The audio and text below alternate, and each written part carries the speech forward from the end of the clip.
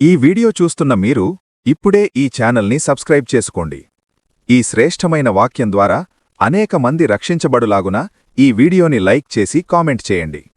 వాక్యాన్ని చదివి మీకు వినిపిస్తాను. తిమోతి మొదటి పత్రిక మొదటి అధ్యాయం 18, 19 వాక్యాలు నేను చదువుతాను. నా కుమారుడు అయిన తిమోతి, నీవు విశ్వాసమును మంచి మనస్సాక్షియు కలిగిన వాడవై నిన్ను గూర్చి ముందుగా చెప్పబడిన ప్రవచనముల చొప్పున ఈ మంచి పోరాటము పోరాడవలనని వాటిని బట్టి ఈ ఆజ్ఞను నీకు అప్పగించుచున్నాను. అట్టి మనస్సాక్షిని కొందరు త్రోసివేసి విశ్వాసమునకు విశ్వాస విషయమై ఓడ బ్రద్దలైపోయిన వారి వలె చెడి ఉన్నారు. ఈ రెండు వాక్యాలు మనం చదివినప్పుడు 18వ వాక్యంలో మంచి మనస్సాక్షి అనే పదాన్ని మనం చూస్తాం. 19వ వాక్యంలో ఆ మంచి మనస్సాక్షిని కొందరు త్రోసివేసి విశ్వాస విషయమై ఓడ బ్రద్దలైపోయిన వారి వలె చెడి ఉన్నారు. ఈ వాక్యంలో మనం ఈ ఉపవాస ప్రార్థనలో ఈ సంవత్సరపు అంతమందు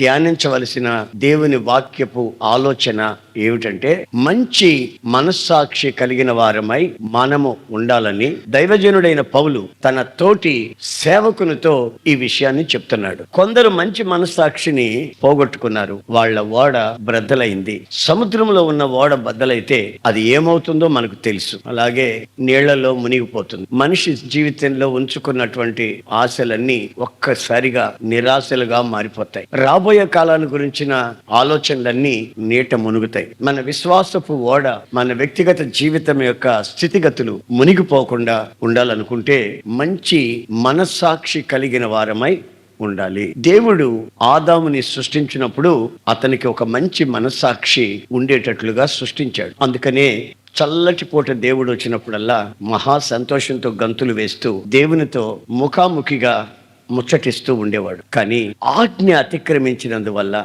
తన మనస్సాక్షి చెడి దేవుని ఎదుట నిలబడలేని పరిస్థితి ఏర్పడి ఆ చెట్టు చాటుకి పుట్ట చాటుకి పరిగెత్తాడు. నా ప్రియమైన సహోదరులారా, మనం యేసు ప్రభు యొక్క రక్తం చేత కడగబడినప్పుడు మనం చేస్తున్న తీర్మానాన్ని బట్టి మనల్ని అంధకారము నుండి ఆశ్చర్యకరమైన వెలుగులోనికి పిలిచి ఆయనతో సన్నిహితమైన సంబంధం మనం కలిగి ఉండాలని ఆయన కోరుకున్నాడు. కానీ మనిషి జీవితంలో ఒకసారి ఈ రోజును పరీక్షిస్తే ఒకప్పుడు ఉన్న ఆ మంచి మనస్సాక్షి రాను రాను వాత వేయబడిన మనస్సాక్షిగా మారి ఏ విధమైనటువంటి చురుకుదనం కూడా లేకుండా మనస్సాక్షి సచ్చి ఆత్మ సంబంధమైన జీవితం దినదినం కృంగిపోయే పరిస్థితిలోనికి వస్తుంది. అందుకే ఈ సంవత్సరపు ఆఖరిలో ప్రభు మనకు మంచి మనస్సాక్షిని ఇవ్వాలని, ఆ మంచి మనస్సాక్షిని ఎలా కాపాడుకోవాలో అనే హెచ్చరికలతో ఈ రోజున ఈ వాక్యం చేత మనల్ని హెచ్చరించుటకు ఆయన ఆశిస్తున్నాడు. మీరు మంచి మనస్సాక్షి కలిగిన వాళ్ళు ఎంతమంది, మనస్సాక్షిని పాడు చేసుకున్న వాళ్ళు ఎంతమంది అని నేను మిమ్మల్ని అడగాలని అనుకోవట్లేదు. అది మీ వ్యక్తిగతమైనటువంటి అనుభవం. అందువల్ల మీ వ్యక్తిగత అనుభవాన్ని పరీక్షించుకునేందుకు గత రాత్రి నుండి ఆయన సన్నిధిలోకి మీరు వచ్చారు. రేపటి వరకు కూడా ప్రభు మనకు ఆ సమయాన్ని ఇస్తున్నాడు. మరి సచ్చిన మనస్సాక్షితోనే నూతన సంవత్సరంలోనికి మనం అడుగు పెడతామా, లేక మనస్సాక్షిని మనం మరొకసారి శుద్ధి చేసుకుని మనల్ని మనమే పరీక్షించుకుని ప్రభు యొక్క దయా దాక్షిణ్యాల ద్వారా మరోసారి ఆయన రక్తము ప్రోక్షించగా మనం శుద్ధీకరించబడి ఆ దిశగా నూతన సంవత్సరంలోనికి ప్రవేశిస్తామా? నూతన సంవత్సరంలో ప్రవేశించే ముందు మన మనస్సాక్షి ఈ రోజున ఏ స్థితిలో ఉందో ఒకసారి ఆలోచించుకోవాలి. కొంతమంది బైబిల్లో ఉన్నటువంటి దైవజనులు వాళ్ళు మనస్సాక్షిని ఎలా కాపాడుకున్నారో, వాళ్ళు మనస్సాక్షి ఎలా చురుగ్గా ఉందో అని వాళ్ళ సాక్ష్యాలు చెప్పడం బైబిల్లో నేను గుర్తించాను. మీకు అర్థమయ్యేటట్లు మీకు బాగా తెలిసిన వాక్యాలైనా ఒక సంగతి మీకు చెప్తాను. అది యోసేపు జీవితంలో జరిగిన ఒక సంభవం. చదవండి, ఆదికాండం 40వ అధ్యాయం 15వ వాక్యంలో యోసేపు చెప్తున్న మాట నా హృదయాన్ని ఆకర్షించింది. యోసేపు చెప్తున్న మాట నా హృదయాన్ని ఆకర్షించింది. అది చదువుతూ ఉన్నప్పుడు ఆ వాక్యం దగ్గర నా మనస్సు నిలబడింది. ఆయన ఏం చెప్తున్నాడంటే, యోసేపు చెప్తున్నాడు, నన్ను హెబ్రీల దేశం నుంచి నేను దొంగల చేత దొంగిలించబడి ఇక్కడికి వచ్చాను. ఈ ఐగుప్తులో ఉన్నంత కాలంలో, ఐగుప్తులో ఉన్నంత వరకు నేను ఇక్కడ ఏ దోషము చేయలేదు. అది చెరసాలలో నన్ను వేసే అంత దోషం నేనేం చేయలేదు అని తన నోటితో సాక్ష్యం చెప్తున్నాడు. భయంకరమైనటువంటి సంభవం అది. ఊళ్ళో వాళ్ళు అనుకుంటున్నారు, రాజగృహంలో వాళ్ళు అనుకుంటున్నారు, వీడు మహా దుర్మార్గుడు, వీడు ఎంతగా తెగించాడు, వీడు ఎంత నీచుడు, యజమాని భార్య తల్లి కదా, వీడి వయసు ఎంత, ఆమె వయసు ఎంత, వీడు మహా దుర్మార్గుడు అని ఊరంతా కాకై కూస్తుంటే, జైల్లోకి వెళ్ళిన తర్వాత కూడా వాళ్ళు కూడా అదో రకమైన చూపుతో అతన్ని చూస్తూ ఉంటే, నేను జైల్లో ఉండవలసినట్టుగా నేను ఏ నేరమూ చేయలేదు. తన మనస్సాక్షిని ఇక్కడ ప్రదర్శిస్తున్నాడు. నా ప్రియమైన సహోదరులారా, మీరు అనుభవిస్తున్న జీవిత సమస్యలలో మీరు ఇలాంటి ఒక సాక్ష్యాన్ని హృదయపూర్వకంగా మీరు చెప్పగలరా?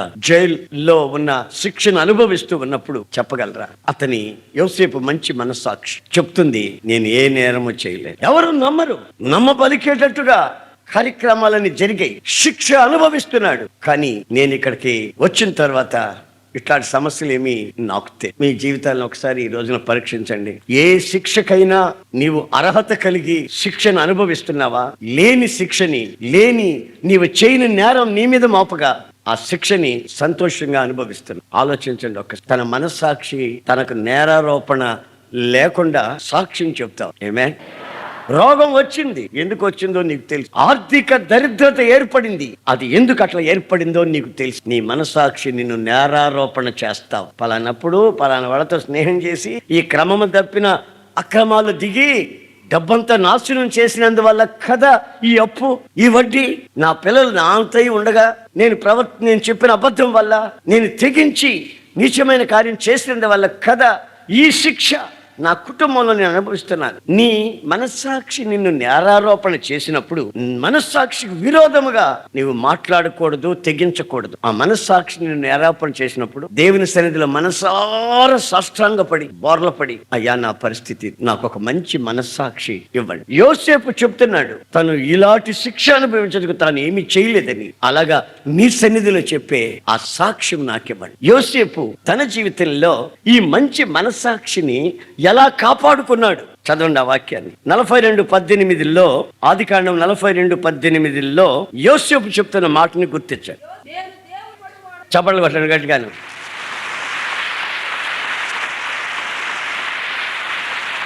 ఆమేన్, హల్లెలూయా. నేను దేవునికి భయపడేవాడును.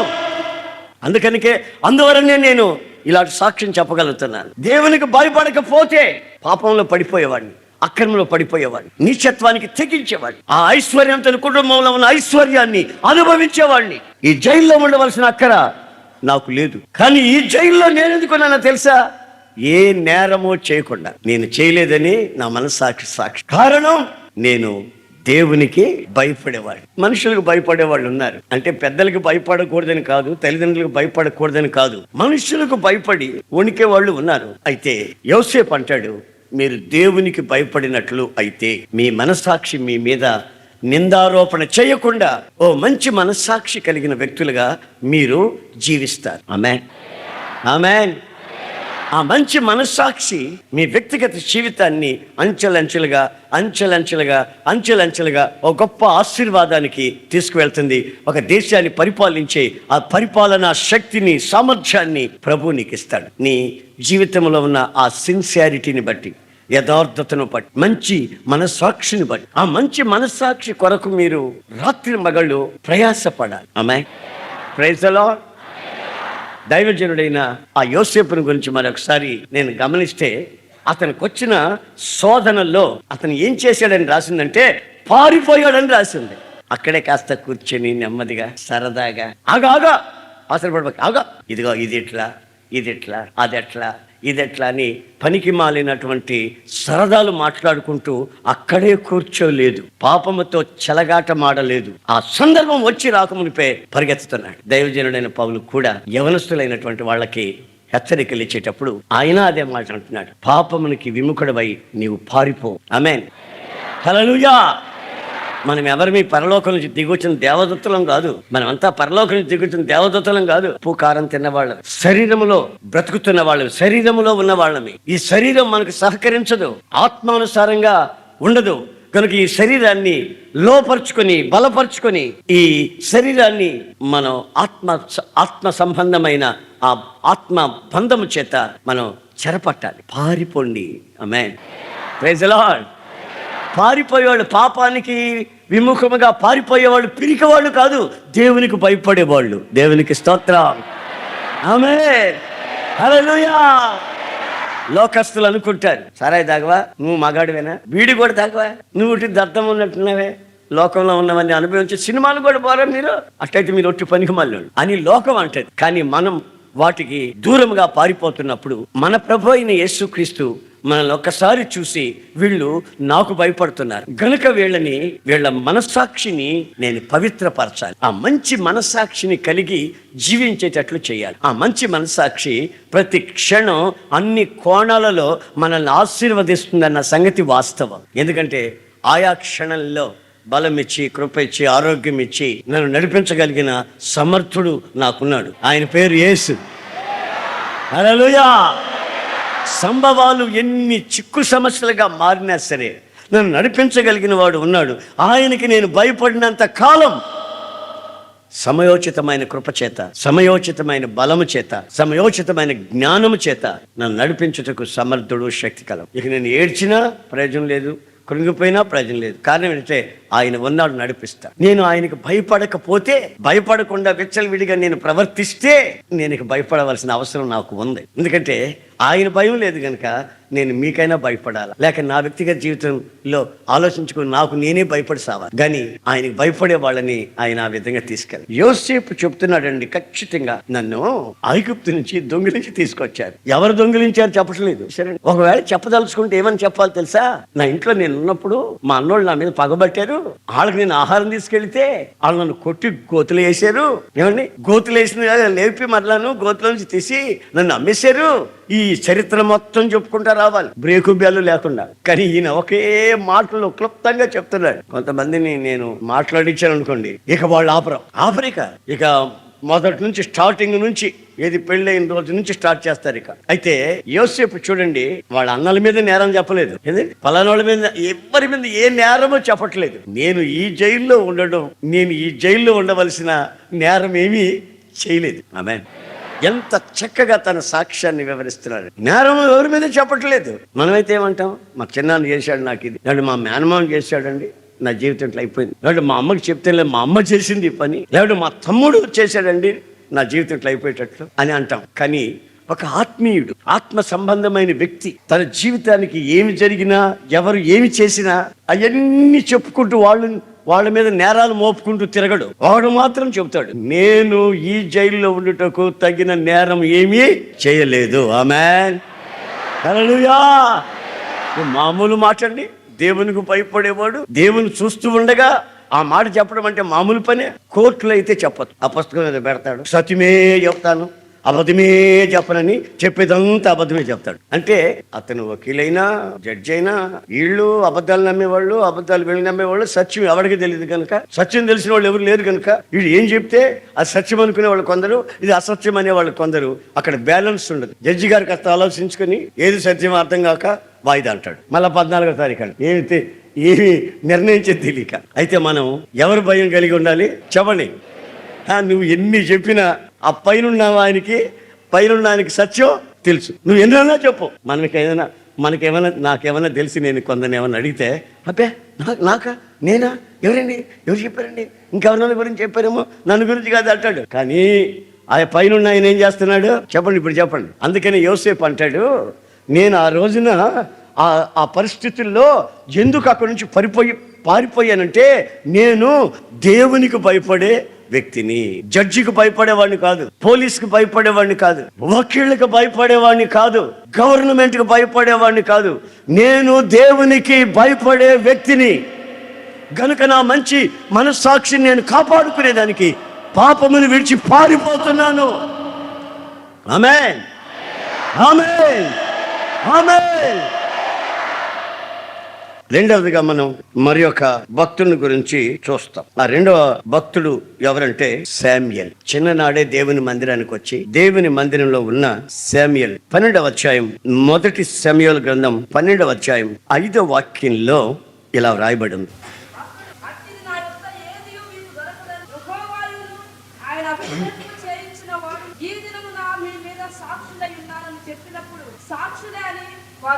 శామ్యూయల్ మీద అనేకులు అనేక అభండాలు వేశారు. శామ్యూయల్ ప్రవక్త మీద నాకు ఈయన అక్కర్లేదు, నాకు రాజు కావాలి, ఎత్తుగా ఉండాలి, అందంగా ఉండాలి. భక్తులు మాకు అక్కర్లేదు, రాజకీయం తెలిసిన వాళ్ళై ఉండాలి, కుయుక్తిగా పలకరించే వాళ్ళు ఉండాలి, లోక సంబంధమైనటువంటి కుయుక్తి కలిగిన వాళ్ళు మాకు రాజుగా కావాలని రాజుని ఎన్నుకొని ఈయన్ని తోసివేశారు. అప్పుడు ఈయన వాళ్ళని ఏమడిగాడు తెలిసినా, ఇదిగో నేను ఇప్పుడు వృద్ధుడిని అయిపోయాను, నేను నా పిల్లలు మీ ఎదుట ఉన్నాం, ఎప్పుడైనా మీ ఎడ్లలో ఒక ఎద్దు కావాలని నేను ఎప్పుడైనా మిమ్మల్ని అడిగానా లంచంగా? ఎప్పుడైనా మీ గాడిదల్ని నాకు కావాలి తోలి పెట్టండి అని నేను అన్యాయంగా తోలుకున్నానా? ఎప్పుడైనా మీ దగ్గర ఆ పని చేసి పెడతాను, ఈ పని చేసి పెడతాను అని లంచము తీసుకున్నానా అని వాళ్ళని అడుగుతున్నాడు. వాళ్ళు అలాగేమీ చేయలేదు.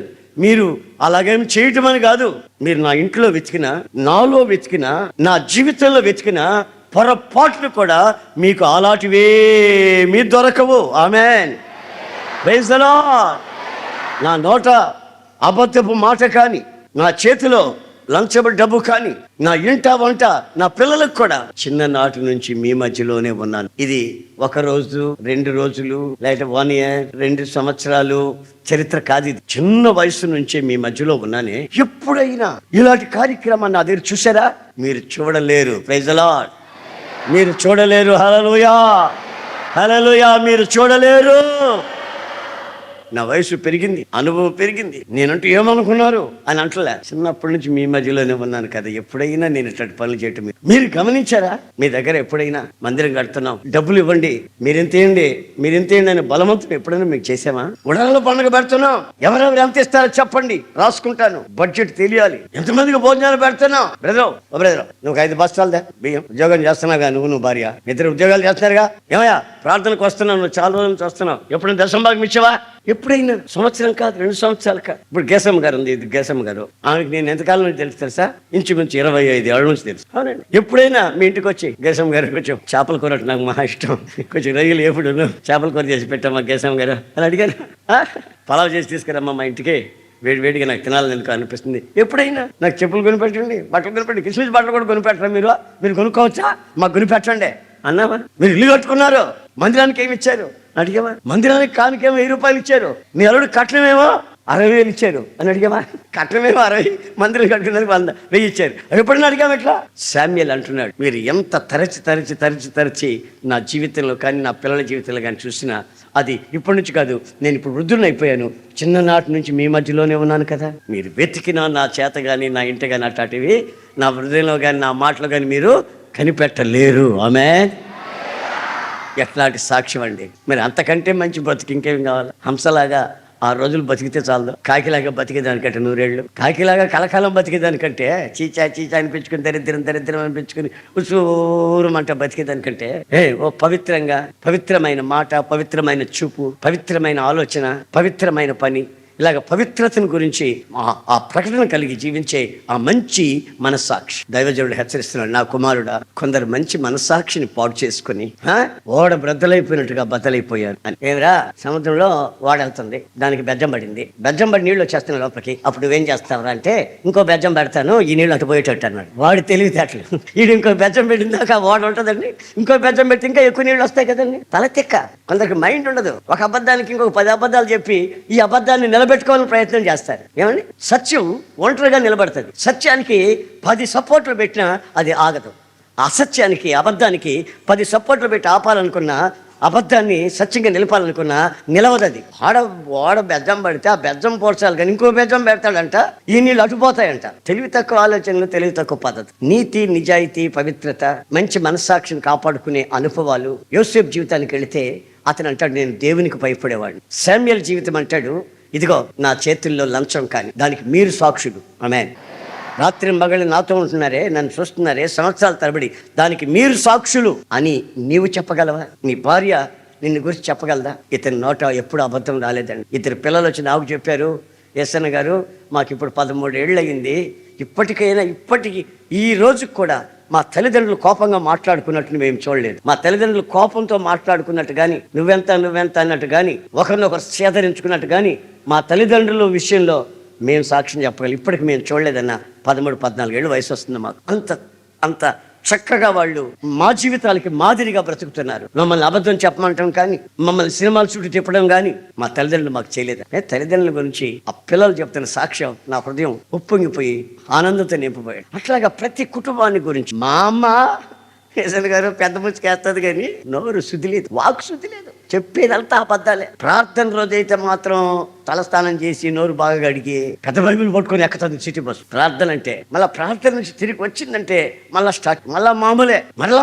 ఆ కొంపలు ఈ కొంపలు ఆ కొంపలు, ఇదే దరిద్రం బతుకు. అట్లా ఉంటే మీ సంఘాలు పాడైపోతండి ఎస్ఎన్ గారు అంటాడు ఆమె భర్త, ఆమె కొడుకు. మీ జీవితాల గురించి మీ సాక్ష్యం ఏమిటి? శామ్యూయల్ జీవితంలో అతని సాక్ష్యం, అతను ఏమంటున్నాడు చూడండి ఆ వాక్యంలో ఏమంటున్నాడు ఒకసారి గమనించండి. ఎవరి ఎదుట ఉన్నాడని చెప్తున్నాడు, చదువు.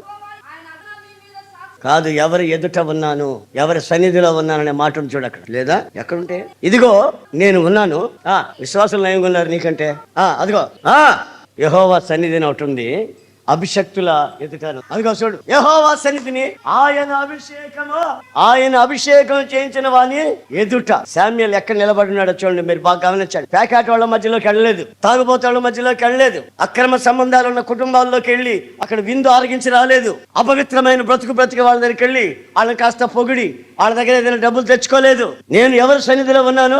యెహోవా సన్నిధిలో. తర్వాత ఎవరి సన్నిధిలో ఉన్నా? ఎవరి దగ్గర ఉన్నాను? అభిషేకించబడిన, చెప్పండి నోరు, అభిషేకించబడిన వారి ఎదుట ఉన్నారు. నేను దైవజనుడు, నేను యోసేపు ఏం చెప్తా అంటే దేవుని భయం కలిగి దేవుని ఎదురున్నాను అంటున్నాడు. ఇతను ఇంకొక మెట్టు పైకి ఎక్కాడు. అదేంటంటే అభిషేకించబడిన దైవజనుల ఎదుట నేను ఉన్నాను. ఆమేన్. దేవుడు మీకు అభిషేకించబడిన దైవ సేవకుల్ని ఇచ్చి ఉన్నాడు. హల్లెలూయా, హల్లెలూయా, హల్లెలూయా. దేవుని కొరకు వేరు చేయబడి ప్రత్యేకించబడిన దైవ సేవకుల్ని ప్రభు మీకు ఇచ్చి ఉన్నాడు. వాళ్ళు ఆలోచన చెప్తున్నారు, వాళ్ళు భారంతో మీ కొరకు ప్రార్థిస్తున్నారు. ఈ ప్రార్థనల ఫలితం ఏమిటి?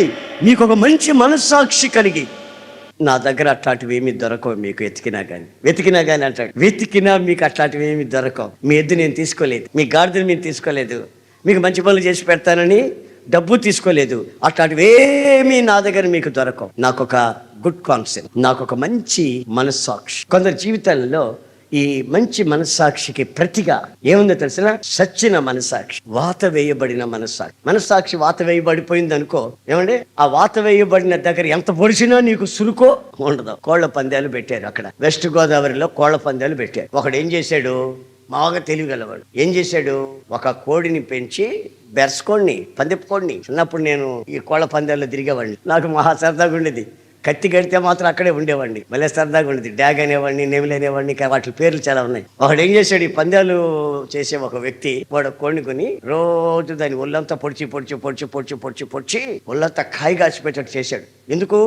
ఎదురుకోడి వచ్చి కొట్టినప్పుడు ఇది పారిపోకుండా, ఎదరకోడి వచ్చి కొట్టినప్పుడు దీన్ని ఇది పారిపోకుండా ఉండేటట్లు ఒళ్ళంతా కాయగాసిపోయేటట్టు రోజు ఒళ్ళంతా సూదులతో పొడిచి ఒళ్ళంతా కాయగాసిపోయేటట్టు చేసి పెట్టుకున్నాను. మహా తెలివి. సరే పందెం వచ్చినప్పుడు ఆడుకోడి ఈడుకోడి వదిలితే ఈ కోడి దాన్ని ఎంత కొట్టినా అది మౌనంగా ఉంది. దానికి సురుకు తగిలితే కదా దీన్ని కొడుతుంది.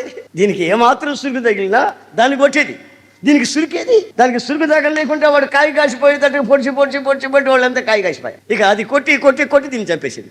అది ఎగిరి 4 దెబ్బలు వేసింది. ఇది ఎందుకనండి కాయ కాసిపోయి మనస్సాక్షి వాత వేయబడిపోయింది. ఏది? వారం పొడిచి అమ్మే ఎస్ఎం గారు మొదటి ఆదివారం పొడిచి, 2వ ఆదివారం వెస్లీ గారు పొడిచి, 3వ ఆదివారం దేవదాస్ గారు పొడిచి, ఇంకొక ఆదివారం మేరకు పొడిచి, ఇక ఏమైపోయినాయి కొన్ని కోళ్ళు, ఏం సురుకులేదు. ఇక రావడం పోవడం, బస్సు అక్కడ తిరగడం, బస్సు అక్కడ, ఇదే పని. ప్రజలో కొందరు మనస్సాక్షి వాత వేయబడి మంచి మనస్సాక్షిని పోగొట్టుకుని ఓడ బ్రద్దలైపోయి జీవితం నెమ్మదిగా దిగిపోతుంది. జీవితం బ్యాలెన్స్ గా ఊగిసలాడుతూ ఆనందంగా గంతులేస్తూ ఆ సముద్రం మీద అలా ప్రయాణం అయ్యే స్థితి నుంచి కిందకి దిగదారి నెమ్మది కంగారుగా తలెత్తుకుని తిరగలేక పరిస్థితులు దారుణంగా మార్చబడి ఏ క్షణం ఏం జరుగుతుందో తెలియని పరిస్థితుల్లోకి వచ్చేసి, అందుకే శామ్యూయల్ అంటాడు, నేను దేవుని ఎదుట సన్నిధిలో, the presence of the Lord, అభిషేకించబడిన ప్రజల ఎదుట నేను నిలబడ్డాను కనుక నా చేతిలో ఏమి ఆ మోసపు బ్రతుకు, అన్యాయమైన డబ్బు, క్రమం తప్పిన జీవితం నా దగ్గర మీరు వెతికినా, నేను ఎప్పుడు చెప్తుంటాను, మరొకసారి కూడా మీకు చెప్తాను, అర్థమవుతుంది. అదే నేను గుడివాడలో ఉన్నప్పుడు ఒక గ్రామానికి వెళ్తుంటాను. అక్కడ ఒకే ఒక కుటుంబం, ప్రభువుని నమ్ముకున్న కుటుంబం. వాళ్ళు కూడా 25 ఏళ్ల లోపు యవనస్తులైన భార్యాభర్తలు, ఒక్కగానొక పిల్లోడు ఇంతోడు. సడన్ గా ఆయన ఎక్కడి నుంచో వస్తున్నప్పుడు మోటార్ సైకిల్ మీద యాక్సిడెంటల్ గా చనిపోయాడు. ఒక్క పిల్లోడిని పెట్టుకుని ఆమె గుట్టుగా జీవిస్తా ఉంది. ఆ కుటుంబాన్ని ఆధారం చేసుకుని మేము ఆ గ్రామానికి వెళ్ళి వాక్య పరిచర్య చేస్తాం. సాక్షి గల కుటుంబం. సరే, భర్త చనిపోయిన తర్వాత 1-2 సార్లు అటు వెళ్ళాను. ఒకసారి చిన్న మీటింగ్ పెడదామని, ప్రార్థన పెడదామని వెళ్ళాను. నేను అక్కడ సిటీ బస్ దిగాను, చెరువు గట్టిన నడిచి వస్తున్నాను ఇటువైపు. ఇంట్లో ఉన్న ఆమె పరిగెత్తుకుంటూ సగం దూరం వచ్చి నా కాళ్ళ మీద పడి ఏడుస్తా ఉంది. అయ్యా యేసన్న గారు, నేను తల పైకెత్తి బ్రతకలేని ఘోరమైన పాపంలో పడిపోయిందయ్యా, నా జీవితం అల్లకల్లోలం అయిపోయిందయ్యా, ప్రభువుకు అవమానం కలుగు చేశానని ఏడ్చింది. ఏం జరిగిందో ఏమిటో, ఈ జనమంతా ఇంటారేమో లేనిపోను కూడా అని, సిస్టర్ మీరు లేని పైకి రండి, మన ఇంట్లోకి వెళ్ళి మాట్లాడుకుంటూ రండమ్మా. నాతో ఉన్న వాళ్ళు కూడా చెప్తున్నారు, అమ్మా ఇక్కడ వద్దు, ఇక్కడ ఆడవద్దు, రోడ్డు ఇది, ఇంట్లోకి వెళ్ళి మాట్లాడతానండి అని అంటున్నారు. ఆమె తల్ల కిందలు అయిపోతే నెమ్మదిగా వాడు భుజం మేము చేసుకుని నెమ్మదిగా తీసుకొచ్చా. సిస్టర్ ఏం జరిగింది, గోల్ చేయొద్దు, అడవుడు చేయొద్దు, ఊరంతా ఇంటారు, మీ ఇల్లుని ఆధారం చేసుకుని నేను ఇక్కడ వచ్చి వాక్యం ధైర్యంగా చెప్తున్నాను అని అన్న. అన్నయ్య, నాకు పిల్లలు లేనప్పుడు నువ్వే కదా ప్రార్థన చేస్తే ఈడు పుట్టాడు అని. అవును కదమ్మా, నాకు గుర్తుందమ్మా. ఈడు అన్నయ్య ఈ మురికి కాలంలో మునుగుతున్నాడు, మునిగితే ఏమైందమ్మా అని నేను గాడిద అన్నా, నేను గాడిద అన్నానన్నా, దేవుడు చిన్నబిడ్డని గాడిద అన్నా అన్న ఏడుస్తుంది. మళ్ళా నువ్వు చేసిన ఘోరమైన పని ఇదేనా అన్న. ఇదేనన్నా, ఇంతకు మించి ఏం చేస్తానన్నా అనింది. దేవుడిచ్చిన బిడ్డని గాడిద అనింది, అంతకు మించి ఏ పాపమో చేయలేను. అందుకు అంత ఏడుపేడ్చి కింద పడు దొర్లాడు, తలెత్తుకొని తిరగలేను, ప్రభువా నేను నా జీవితం ఏంటి, నా రక్షణ కోల్పోయేటట్టు నన్ను ఏడుస్తావు. అప్పుడు నేను ఆమెకి అంటే అన్నావులే అని అనలా, నీ కొడుకే కదా అంటే అన్నావులే, ఆడెంత చిన్నవాడు కదా అంటే అన్నావులే అని నేను అనలా. ఎందుకంటే మనస్సాక్షి వాత వేయబడిపోద్దేమో. నేనంటే రేపు ఇంకొక మాట అంటది. ఇప్పుడు ఈరోజు గాడిదనిందా, రేపు గాడిద కొడుకు అంటది, కానీ ఇంకొక మాట ఎక్స్ట్రా అంటది. అందుకని ఈ మాట అన్నందుకే నేను ఏమనంటే అనొచ్చునా అన్న. అనకూడదు అన్నగారు, 3 రోజుల నుంచి అడుగుతున్నారు అన్నగారు. ఏడితే కాదు, ఒక రోజంతా ఉపవాస ప్రార్థన చేయి గట్టిగా, ప్రభు దగ్గర క్షమాపణ అడుగో. అట్లాగే అన్నయ్య, ఈరోజు వద్దు, మేము వచ్చాం కదా, ఈరోజు మాకు వండి పెట్టు, రేపటి నుంచి ఉపవాస ప్రార్థన చేసుకోమని. ఇప్పుడు అప్పుడే స్టార్ట్ చేసేటట్టు ఉందామె ఉపవాస ప్రార్థన, ఇక మాకు పెట్టకుండా రేపటి నుంచి ఉపవాస ప్రార్థన ఉన్నాను ఆమె. అంటే అర్థం ఏమిటి, ఆమె మనస్సాక్షి చాలా చురుగ్గా ఉందన్నమాట. ఏ చిన్న పొరపాటు జరిగినా, చూపులో కానీ, మాటలో కానీ, తలంపులో కానీ, ప్రవర్తనలో కానీ, ఏ చిన్న ఫాల్ట్ వచ్చినా సరే, చిన్న సమస్య వచ్చినా సరే, వెంటనే ప్రభు సన్నిధికి వెళ్ళిపోదు. ప్రభువా, నాకు నేను నా దానికి ఈ పాడు బుద్ధి వచ్చింది ఏంటి ప్రభు అని గుండెలు బాదుకుని ఏడ్చు. ఒకసారి మీరు ఆలోచించండి, తాను కన్న తన కొడుకుని 3 సంవత్సరాల వయసున్న వాడిని గాడిద అన్నందుకే ఆమె అంత బాధపడి ఉపవాస ప్రార్థన చేసుకుని పశ్చాత్తాప్తురాలై ఇక మీద ఆనను అని తీర్మానం చేసుకుంది. మరి మీ విషయం ఒక్కసారి ఆలోచించండి. సినిమాకి పోయి వచ్చింది, సినిమాకి పోయే సంగతి వాళ్ళ ఊళ్ళో వాళ్ళు 10 మందికి తెలుసు. అయినా ఇక్కడికి వచ్చింది, ప్రభు బల్లకి సిద్ధపడండి, వరుసలుగా కూర్చోండి అని ఇటు కూర్చున్న మనిషి సడన్గా తిరిగి మాకని చెట్టుపోయి ఆ పక్కన ఉన్నామంటదే, సినిమాకి పోయేస్తే దీంట్లో ఎందుకు ఉంటావు, నేను శాపం తెచ్చుకుంటామంటే, నువ్వు తెచ్చుకుంటావు, నేను కాదు తెచ్చుకునేది, వాళ్ళు ఎవరో తీసుకెళ్తే వెళ్ళాను, నేను కానీ డబ్బులు ఖర్చు పెట్టిపోయాను సినిమాకి ధర్మాయి అని ఆ అమ్మాయి నన్ను. ఆ అమ్మాయి నా దగ్గరికి వచ్చి, అన్న సినిమాకి పోయి వచ్చి ప్రభు బలలో కూర్చొని ఉందని. నేను ఇక్కడ ఏం చెప్పానమ్మా, ప్రభు బలలో అర్హత కలిగిన వాళ్ళే కూర్చోండి, అర్హత లేకపోతే కూర్చోబాకండి, పశ్చాత్తాపడి తీర్మానం చేసుకుంటే ఇక మీట ఆ పనులు చేయకుండా జాగ్రత్త పడండి అని చెప్పాను కదమ్మా. మరి అర్హత లేకుండా దీంట్లో పాలు పొందితే రోగాలు వస్తాయి, అవి దీర్ఘ రోగాలుగా మారుతాయి. బైబిల్లో ఉన్న మాట చదివి చెప్పాను కదా. కొంతమంది క్రమం తప్పి అక్రమాలు చేస్తూ కూడా దీంట్లో ప్రవేశిస్తే కొంతమంది హఠాత్తుగా చచ్చిపోతారు అని బైబిల్లో రాసింది. ఎన్ని చెప్పాను కదమ్మా. వినకపోతే నేనేమి చేయను, దేవుడికి అప్పచెప్పాను. చూడండి, మనస్సాక్షి లేకుండా సచ్చిన మనస్సాక్షి, కుళ్ళిన మనస్సాక్షితో కొంతమంది ప్రవర్తించే ఆ ప్రవర్తన పరిశుద్ధాత్ముడు గుర్తించి ఈ రోజున ఈ హెచ్చరికను మీకు ఇస్తున్నాడు. మీ మనస్సాక్షిని సరిచేసుకొని మంచి మనస్సాక్షిగా మీరు బ్రతుకుతారా, లేక ఆ కంపు కొడుతున్న మనస్సాక్షిలోనే సచ్చిన మనసాక్షితోనే నీవు నీ జీవితాన్ని గడుపుతావు. ఓకే, చదవండి దానియేలు గ్రంథం 6:22, 6:22. దానియేలుని సింహాల గుహలో వేసేశారండి. రాజు ఒక ఆజ్ఞ ఇచ్చాడు, 1 నెల రోజులు నన్ను తప్ప, నాతో తప్ప ఇక ఏ దేవుడితో మీరు మాట్లాడకూడదు, ఏ పూజ చేయకూడదు, నాతో తప్ప మాట్లాడకూడదు, ఇంకెవరితో మాట్లాడకూడదు. రాజు 1 నెల రోజులు ఆజ్ఞ ఇచ్చాడు. ఈయన ప్రార్థన చేసుకుంటున్నాడు, అది తెలిసిపోయింది. సింహాల బోన్లో వేసేశారు. రాజు వచ్చి పలకరిస్తున్నాడు, దానియేలు నీవు ఆరాధిస్తున్న దేవుడు నిన్ను కాపాడా అని అడుగుతున్నాడు. ఆ గుహలో, ఆ చీకట్లో అడుగుతున్నాడు. దానియేలు ఏమంటాడు తెలుసా? నా దేవుని దృష్టికి నేను నిర్దోషిని గనుక. గనుక అనే పదాన్ని నోట్ చేసుకోండి, అక్కడ గనుక అని గుర్తుపెట్టుకోండి ఆ పదం. నేను నిర్దోషిని గనుక ఆయన తన దూతలను పంపి సింహముల నోళ్లను కట్టి నన్ను ఆయన సింహాల బోనులో కాపాడాడు. ఆమె సింహాలు అతన్ని ఏమి చేయలేదంటే ఆ గనుక అనే మాట చెప్తుంది. ఎందుకు? నేను నా దేవుని దృష్టికి, చెప్పండి గట్టిగాను, నా దేవుని దృష్టికి నువ్వు చెప్పగలవా? అప్పుడప్పుడు ప్రార్థనకు వచ్చి నువ్వు రోడ్డు మీదకి పోయి బీడి దాగి వచ్చావు అనుకో, ఉండలేక, దమ్ము లేకపోతే ఉండలేనండి యశ్వన్ గారు, నీ మాట్లాంటే ఇష్టం, మరి ఏం చేయను, మళ్ళీ అటు పోయి బీడి దగ్గర వస్తుంటానండి, సిగరెట్ లేకపోతే ఉండలేనండి, జేబులో ఉన్నాయి కానీ ఎవరికి చూపిస్తాను అండి, అప్పుడప్పుడు ఒళ్ళు నొప్పులు తాగుతుంటానండి, నా దేవుని దృష్టికి నేను నీతిమంతుణ్ణి అని చెప్పగలవా? యశ్వన్ నాకు ఒకసారి మిమ్మల్ని ఏమనుకుంటాడంటే, చాలా భక్తిగల సహోదరుడు, చాలా నీతిగా ఉంటాడు, భక్తిగా మోకరిస్తాడు, భక్తిగా కానుకిస్తాడు, తన బాధలు ఏంటి చెప్పుకొని ప్రార్థన చేసుకుంటాడు. రిలీజియస్ మైండ్, భక్తిగల మైండ్ ఇతనికి, మనసు అని నేను అనుకుంటా. సిగరెట్ దాగి వచ్చే సంగతి నాకేం తెలుసు? ఏమండి, తన ఇంటికి పోకుండా ఇంకో కొంపకు పోయే సంగతి నాకేం తెలుసు? సంపాదించిన డబ్బల్లా ఆ కొంపలో ఇస్తున్నాడని నాకేం తెలుసు? ఇక్కడ అంటాడు దానియేలు, దేవుని దృష్టికి ఆమేన్ నేను నిర్దోషిని. హల్లెలూయా. ఎంత వెతికినా, దేవుడైనా సరే ఎంత వెతికినా నాలో ఏ లోపము దొరకదు. నేను అలాగా ప్రవర్తిస్తున్నా. సింహాలు నన్నేం చేస్తాయి? రాజా సింహాలు నన్నేం చేస్తాయి? నేను ఆయన దృష్టికి నిర్దోషినైతే మంచి మనస్సాక్షి కలిగి ఉన్నానయ్యా. ఈ దానియేలు ఎవరు? ఏమండి, ఆ దేశంలో ఆయన మనం ఆ 6వ అధ్యాయాన్ని గమనిస్తే ఆ దేశంలో 120 మందిని దేశ పరిపాలన కొరకు మంత్రుల్ని ఎన్నుకున్నారు. ఏమండి, ఆళ్లల్లో ఈ మంత్రుల మీద 3 మళ్ళీ ఎన్నుకున్నారు. వాళ్ళని గమనించి చెకప్ చేసి వాళ్ళు ఎట్లా చేస్తున్నారంటే తెలుస్తున్నారు. 120 మంది మీద 3 ఎన్నుకున్నారు. ఈ 3లో దానియేలు ప్రధానుడు. ఆమె అవునంటే ఏమనుకోవాలంటే, ఇప్పుడు మన దేశంలో ఇప్పుడు సోనియా గాంధీ ప్రధానమంత్రి, మన రాష్ట్రపతి, ముగ్గురున్నారా? రాష్ట్రాలన్నింటిలో మంత్రులు ఉన్నారా? వాళ్ళ పక్కన కేంద్రంలో 3 ఉన్నారా? ఆ 3లో కూడా ముఖ్యమైన మనిషి ఎవరు? ప్రపంచమంతా తెలుసు. అట్లాగా దానియేలుని ఆ దేశంలో నిర్ణయించారు. అప్పుడు ఈ 120 మంది ఉన్నారే, వీళ్ళందరికీ కుళ్ళు పుట్టింది, లోపల రకమైన ద్వేషం పుట్టింది. ఈడు ఎక్కడి నుంచో వచ్చాడు, విదేశాల నుంచి. అర్థమైందండి?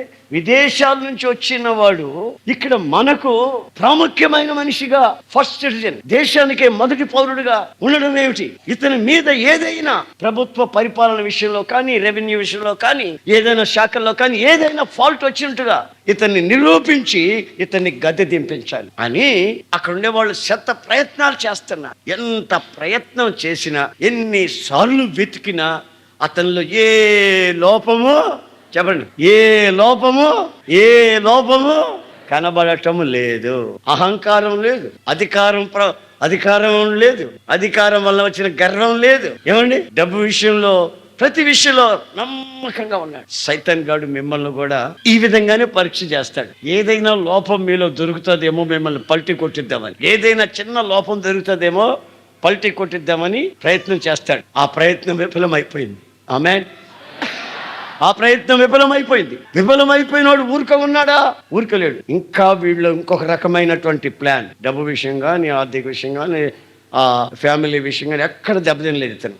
ఇంకా ఇతనిలో ఎక్కడ ఇతనిలో నేరాన్ని మనం కనిపెట్టాలి అని శత ప్రయత్నాలు చేస్తే ఒకడికి మనసులో క్లిక్ అయింది. భక్తి సంబంధమైన విషయంలో అయితే వీడి మీద మనకు నేరం దొరుకుతుంది. చూసారండి, అది శరీరాశులు, తిండిపోతు కాదు, నిద్రపోతు కాదు, పరిపాలన విషయంలో జ్ఞానం, ఏ విషయంలో నేరం లేదు. భక్తి విషయంలో ఇతన్ని మనం పల్టీ కొట్టొచ్చని వాళ్ళు కూడబలుక్కుని ఒక మాట రాజుకు చెప్పి, రాజా, మన దేశంలో ఎవరు 4 రోజులు నీకు తప్ప ఎవరికి ప్రార్థన చేయకు, ఏదైనా ఉంటే నీకు చెప్పుకోవడం, కానీ ఏ దేవుడికి, ఏ బొమ్మకి, ఏ జీవంగల దేవుడికి ఎవరికి ఏం చెప్పుకోకూడదు అని ఆజ్ఞ జారీ చేశారు. కేవలం ఇతరుని పల్టీ కొట్టించే దాని కొరకు మాత్రమే. అప్పుడు ఇతనికి తెలుసు, నన్ను పల్టీ కొట్టించేదానికి, నా మీద నేరం మోపేదానికే వీళ్ళు ఈ మాస్టర్ ప్లాన్ వేశారన్న సంగతి అతనికి తెలుసు. అప్పుడు ఇతను ఏం చేయాలంటే 1 month సెలవు పెట్టి ఇంటికి వెళ్ళిపోవాలి. ఆమె రైజా, నెల సెలవు పెట్టి ఇంటికి వెళ్ళిపోవాలి. కంగారేం లేదు. నెల అయిన తర్వాత కామ్గా వచ్చేసింది, సరిపోయింది. వాళ్ళు అయ్యా ఊరేళ్ళు వస్తారని చెప్పి వెళ్ళిపోవచ్చు కదా. ఆ 4 రోజులు వెళ్ళాల. అతను ఏం చేశాడు? కాదు, వాళ్ళు అట్లా జారీ చేశారు కదా, ఈయన ప్రార్థన చేస్తారు కదా జీవంగల దేవుడికి, తలుపులు వేసుకుని కిటికీలు వేసుకుని చేసుకోవచ్చుగా. మాత్రం తెలిసేది కాదుగా. తలుపులు వేయలేదు, కిటికీలు వేయలేదు. కారణం ఏంటంటే యథాప్రకారమే నేను ప్రార్థన చేయాలి. అది రాసింది ఆ మాట. యథాప్రకారం ప్రతిరోజు నేను ఎట్లా ప్రార్థన చేస్తానో అట్లాగే చెయ్యాలి. ఆడికి భయపడటం, ఈ దేశానికి భయపడి, ఈ పదవికి భయపడటం. పదవి శాశ్వతమా? ఈ లోకం శాశ్వతమా? ఈ రాజులు, రాజకీయాలు ఇవన్నీ శాశ్వతమా? శాశ్వతమైనది ఏది? నేను ఆయన సన్నిధిలో చేసే ప్రార్థన. ఆమేన్, హల్లెలూయా, ఆమేన్. ఏం చేయాలి? ఈయన తలుపులు వేసుకోవాలి. నాకు ఒక అమ్మాయి మొన్న చెప్పింది, ఏసన్న గారు బాత్రూమ్ ఉన్నప్పుడు బాత్రూమ్ దాకా ఎక్కడ ప్రార్థన చేయదంట. ఎందుకంటే వాళ్ళ అమ్మ ఒప్పుకోవట్లేదు, నాన్న ఒప్పుకోవట్లేదు, వాళ్ళ అన్న కొడుతున్నాడు. అందుకని బాత్రూంలో పోయి లాక్ చేసుకొని అప్పుడే వాక్యం చదువుకూడదంట. ఆ బాత్రూంలో పెట్టుకున్నదంట. చిన్న బాయ్ 10 ఏళ్లతో చెప్తున్నా, లేకపోతే చంపేస్తారా, లేకపోతే నా జీవితంలో నేను ఇట్లాగే నా బతుకతో మోడి పారిపోతాయి, పరిస్థితులు బాగాలేవు, మా వాళ్ళు మారేటట్టు ప్రార్థన చేయమని. దానిలో ఏం చేశాడు? యథాప్రకారముగా ఏం చేశాడంటే మోకాళ్ళు, నేను రాసిందా మోకాళ్ళు ఊని. ఆమేన్. నేను నిర్దోషిని, నా దేవుని దృష్టికి నేను నిర్దోషిని గనుక రాజా, సింహాలు నన్ను ఏం చేయలేవు. నేను తలుపులు తీసే ప్రార్థన చేస్తా, కిటికీలు తీసే ప్రార్థన చేస్తా, మోకాళ్ళ మీద ఉండే ప్రార్థన చేస్తా. వాళ్ళు వద్దన్నారా, నేను చేస్తా. వాళ్ళకి నేను భయపడటం, నా దేవునికి భయపడాలి. కానీ అందుకే దానియేలు జీవితంలో ఆయన చెప్తున్నాడు సాక్షి, మనుషులకు కాదు దేవునికి కూడా నాలో ఏ దోషము కనబడదు. అట్లా ప్రవర్తిస్తున్నాను. మనుషులందరూ ప్రవర్తించారు, వాళ్ళకి కనబడలా. దేవుడు కూడా కనిపించలేదు కనుక ఆయన దేవదూతల్ని ఇప్పుడు పంపాడు, ఈ ఆపద నుంచి నన్ను కాపాడు. తిమోతి, నా కుమారుడా, విశ్వాసమును మంచి మనసాక్షి కలిగి ఉండుము. కొందరు అట్టి మనసాక్షిని పాడు చేసుకుని బ్రద్దలైపోయినటువంటి ఓడల వలె పాతాళానికి దిగసారిపోతున్నారు. నీ పరిస్థితి ఏమిటి ఒకసారి మరొక మాట కూడా మీకు చెప్తా. ఆమేన్, ఆమేన్. చదవండి. 1 కొరింథీయులకు రాసిన పత్రిక 4వ అధ్యాయం 4వ వాక్యం. గమనించారా? సెయింట్ పాల్, పరిశుద్ధుడైన పౌలు, తిమోతిని మంచి మనస్సాక్షి కలిగి ఉండమని చెప్పిన పౌలు తాను అంటున్నాడు, నా యందు నాకు ఏ దోషము కానరాదు, అయినను ఇందువలన నేను నీతిమంతుడనని ఎంచబడను. బాగా వినాలా?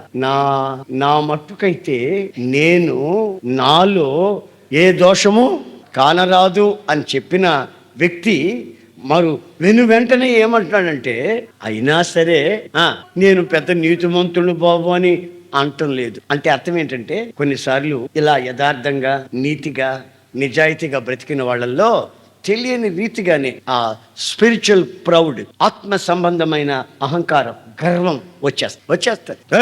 ప్రార్థన చేస్తావా? ఎప్పుడైనా 5 గంటలు చేస్తాను అనుకుంటున్నావా? ఎప్పుడైనా ఉపవాసం ఉంటావంట నువ్వు? వారానికి 2 సార్లు ఉపవాసం. ఒక రాత్రితో ప్రార్థనలో గడుపుతాను నేను. ఏమనుకుంటున్నాను? ఆల్ నైట్ పేరులో కన్ను అటు అంటానంటరా. మీరందరూ నిద్రపోతాను, నేను నిద్రపోను. ఆ స్పిరిచువల్ ప్రౌడ్ అన్నమాట. ఆధ్యాత్మికంగా నడుస్తున్నాను అని పౌలు అంటున్నాడు. అందువలన నేను నీతిమంతునని చెప్పలేను బాబా అంటాడు. మళ్ళీ తన జీవితాన్ని చూడండి ఎలా తగ్గించుకొని మలుచుకుంటున్నాడు. నీలాగా నాలాగా కాదు, నీ ఎవరు నాకు తెలుసు. చిన్ననాటి నుండి నీతి నిజాయితీగా ఉన్నా భక్తురాల్ని. నా భక్తి నీకు తెలియదు, నా దేవుడు ఎంత యథార్థంగా ఉన్నాను. అసలు సినిమా హాల్లో అడుగు పెట్టానా? చిన్నప్పటి నుంచి అడుగు పెట్టాను నేను. నువ్వు వాళ్ళు చూడు తిరుగుతావు, నువ్వు ఒక మనిషివేనా? నేను అడుగు పెట్టాను అసలు సినిమాలో స్క్రీన్ ఎట్లా నాకు తెలుసా? అట్లా పెంచారు మా వాళ్ళు, మా తల్లిదండ్రులు. నేను పెద్ద భక్తురాల్ని, పరిశుద్ధురాలు, నీతిమంతురాలు, యథార్థవంతురాలు. అంటే అర్థం ఏంటి తెలుసా? ఆత్మీయమైన గర్వం ఈ వ్యక్తిలో ప్రారంభమైంది అని అర్థం. సాతానుగాడు ఆ దిశగా కూడా మిమ్మల్ని పల్టి కొట్టిస్తాడు. మన సేవలో ఉన్న ఒక అబ్బాయి ఒకరోజు వచ్చాడు. అనా బాగున్నా అన్నాడు. బాగానే అనా, ఆ సేవకుడు ఇట్లా ఉన్నాడు, ఈ సేవకుడు ఇట్టున్నాడు, నా మీద మచ్చుందనా నా మీద? అబ్బే లేదు నాయన, మచ్చలేదు, మంచిగా ఉంటున్నా. అదే వాళ్ళ ఇళ్ళలా కాదు. వాళ్ళు వచ్చి 6 సంవత్సరాలు అయిందనా, నేను 2 సంవత్సరాలు అయింది, నేను పాస్టర్ అయిపోయా. వాళ్ళు ఇంకా 6 సంవత్సరాలు అయిన పాస్టర్ గల నాకు ఎందుకు వచ్చారు? పెద్ద సంఘం నడిపిస్తున్నాను నేను. ఎందుకని? ప్రార్థనా పరుడిని, నాకు ఏ ఆశలు లేవన్న ప్రపంచం మీద, దేవుడికి సమర్పించేసుకున్నాను అన్న. మంచిదే నాయన, అయినా నీ మాటల్లో వ్యత్యాసం కనబడుతుంది అన్న. నా బోటోడికి అర్థమవుతాయి సంగతులు, నీ మాటలోనే వ్యత్యాసం కనబడుతుంది ఏంటన్న. ప్రార్థన చేయనా, నీ దృష్టికి నేను ఎట్టున్నానన్నా? అయ్యా నువ్వు భక్తుడివేనయ్యా. ఇట్లా చెప్పుకున్న సరిగ్గా 2 నెలలు కూడా కాలేదండి. 2 నెలలు కూడా కాల. ఎత్తన వచ్చిన అదే మాట్లాడిపోయి 2 నెలలు కూడా కాల. సడన్ గా అక్కడ నుంచి కబురు వచ్చింది. ఏమనంటే, ఈ సేవకుడు పెట్టి తీసుకొని ట్రాన్స్ఫర్ అయింది, నాకు ఎస్ఎన్ గారు రమ్మన్నాడని నిన్న బయలుదేరి వచ్చేసాడు. ఇక్కడికి రాలా. నేను రమ్మని చెప్పలా, అక్కడ సంఘంలో చెప్పాడు, ఎస్ఎన్ గారు ట్రాన్స్ఫర్ అయింది, నన్ను వెంటనే రమ్మన్నాడు అని చెప్పి పెట్టి గిట్టి సర్దుకుని బయలుదేరి బయటకు వచ్చేసాడు. ఎక్కడున్నాడు అంటే, ఆయన ఇంకో దగ్గర ఒక సంఘంలో పెట్టారు. అక్కడికి పోయి ఆ సంఘాన్ని చీల్చి ఇల్లదికి తీసుకుని అక్కడ సేవ ప్రారంభించేసి. అంటే ఈ పవిత్రమైన సహవాసంలో సాతానుగాడు అతన్ని ఉండనివ్వలేదు. కారణం ఏంటంటే, భక్తి గలవాడే, నీతి గలవాడే, అబద్ధాలు చెప్పడు. కానీ దాంట్లో అతనికి ఏమొచ్చిందంటే అహంకారం, గర్వం వచ్చి. ఇప్పుడు మొన్న 6వ తారీఖు అనుకుంటా, 6వ తారీఖు నేను విన్న సంగతి ఏంటంటే, ఆడికి పెళ్లి అయిపోయింది. విసారండి, గర్వం. దైవజనుడు అంతటి వాడు, ఏమండి, దైవజనుడు పౌలు అంతటి వాడు, అంత మహాభక్తుడు అంటాడు. ఏంటది చదువు. నా యందు నాకు ఏమీ దోషం కనబట్టలేదు, నేను యథార్థంగా ఉన్నాను, నమ్మకస్తుడిని, భక్తుడిని, పరిశుద్ధుడిని. అయినా గాని ఇందువల్ల నేను పెద్ద నీతిమంతుడిని అని చెప్పుకోవట్లేదురా బాబు, చెప్పుకోవట్లేదు. ఇంకా మాట మనం సరిగ్గా విడదీసి చెప్పుకోవాలంటే దాని తర్వాత అంటాడు, ప్రభువే నన్ను విమోచించేవాడు కాదు, విమర్శించేవాడు. నన్ను విమర్శించేవాడు ఎవరు? ఆమేన్. నన్ను విమర్శించేవాడు ప్రభువే అంటే, నాకు జడ్జి ఎవరో తెలుసా? ప్రభు జడ్జి. నన్ను జడ్జి చేసి పరిశోధించి పరీక్షించి నాకు తీర్పిచ్చేవాడు ఆయన. అందుకని నేను ఎవరిని తీర్పు తీర్చను. దైవజనుడని పౌలు అనే మాటలు చూడండి, నేను ఎవరికి తీర్పు తీర్చనండి. ఎందుకంటే నన్ను తీర్పు తీర్చేవాడు అదిగో ఆయన. నేను ప్రయత్నం చేస్తున్నాను, నా యందు నాకు ఏ దోషమో కనబడదు. అయినందువల్ల నేను నీతిమంతుడిని ఏం కాను. నేను దాని కొరకై, నీతి కొరకై, యథార్థత కొరకై, ప్రభు రాక నిమిత్తమై మంచి మనస్సాక్షిని కాపాడుకుంటూ అనుక్షణం పోరాడుతూ వస్తున్నాను. ఆ దిశగా ప్రయాణం చేస్తున్నాను. నేను నీతిమంతునని ఖచ్చితంగా ఇప్పుడు చెప్పగలిగిన వ్యక్తి చెప్పడం లేదు. ఎందుకంటే అది గర్వంగా, అహంకారంగా మారుతుందని దైవజనుడికి తెలుసు. తను తాను తగ్గించుకోవడం మాత్రమే ఎరిగిన వాడు దైవజనుడైన పౌలు. ఆ పౌలు తిమోతికి రాస్తున్నాడు, మంచి మనస్సాక్షిని కాపాడుకో, కలిగి ఉండు. నీ వ్యక్తిగత జీవితాన్ని, నీ భావి జీవితాన్ని తుంగలో తొక్కకు. నీ మీద ప్రజలు బురద చల్లనివ్వకు, నీవు జాగ్రత్త పడు. Have good concept. ఆ మంచి మనస్సాక్షిని కాపాడు. అందరూ మోకరించండి, ఏ ఒక్కరూ పరధ్యాసగా ఉండద్దు. దానియేలు మోకరించి బహిరంగముగా యథావిధిగానే ప్రార్థన చేసి దేవుని దృష్టికి నిర్దోషిగా ఎంచబడి సింహాల నోళ్లలో ప్రవేశించకుండా కాపాడబడ్డాడు. The great protection